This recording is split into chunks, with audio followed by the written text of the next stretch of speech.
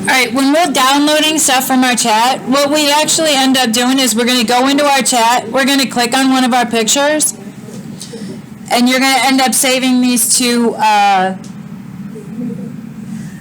you're going to end up clicking on the picture.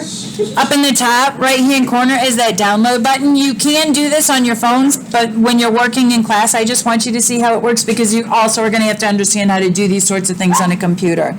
If I click that download button, it says down here that it's downloading.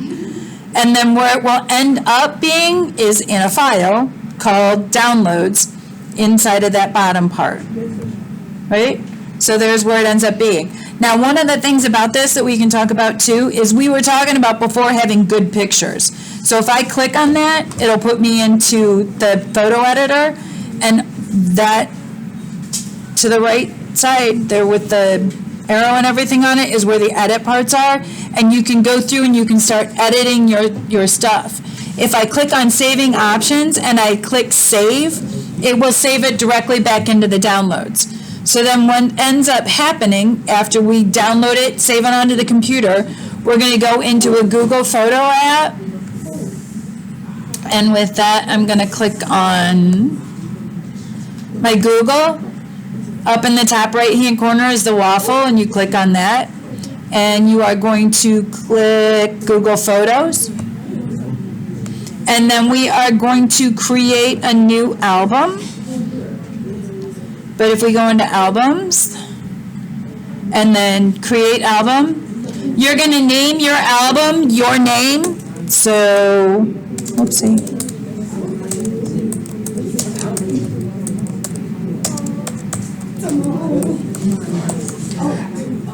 So right now mine is named my portfolio, and then I'm going to add photos to it. When I'm adding my photos, I can select from computer, and once I select from computer, I can hit downloads, and then there's the picture that I started with. So when we're going through and doing this, what you're going to understand, what we need to do is we need to be able to prove that we learned something with pictures and words, okay? Once I get multiple pictures in there, and I'm just going to add another picture from here with this add photo button that's up there, I'm going to add photos, and I'm just going to pick that one right now. And I'm going to click done, and it's going to put that in there as well. When we are in this spot right there,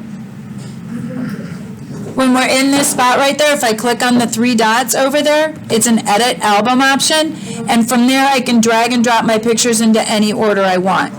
There's also the add text button, and this is the one where, like I told you, we need to act like, what's this project called?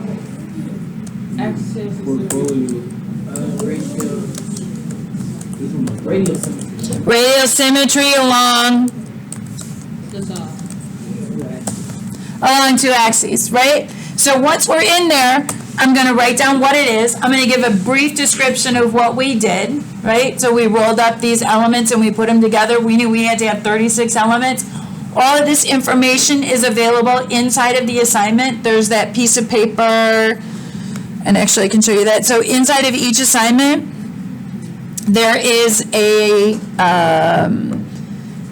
a screenshot of the class curriculum. Has to. And you can go in there and you can see like what you were supposed to learn from this, okay? Inside of here,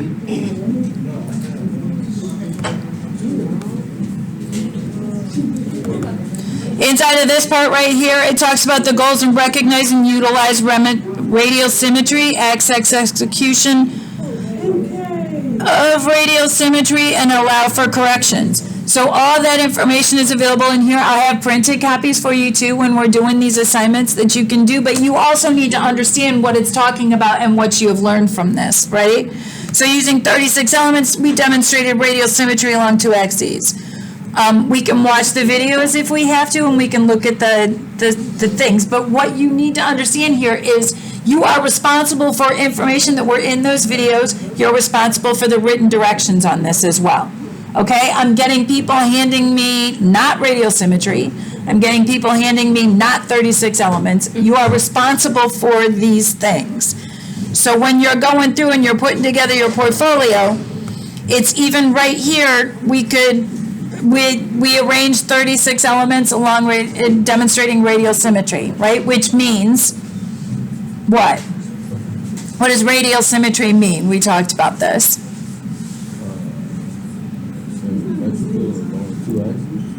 It's, yes, radially symmetrical along two axes is the name of the assignment. But do you remember when we talked about what radial meant? Middle radius. Starts in the middle and it goes to the outside. And the base unit for that was what? Huh? What was the base? 4 elements, right? So you had to have 4 elements and you worked from that base unit in order to demonstrate radial symmetry, which means all 4 quadrants were the same and blah, blah, blah, blah, blah. Remember these things? These are the things that you're responsible for. If we can't get this done, like I've said already, you will have written work all the way along. Because we were supposed to be learning something along the way and you need to now demonstrate that you have learned that. So, while you are still able to talk to your friends about your work, I would highly recommend that you all start working and getting stuff together. Take home what you need to do that's makeup work and get that done and start working on a laptop, working with your friends and figuring out how you want to describe your demonstration of growth in here. Does that make sense? Have a good day.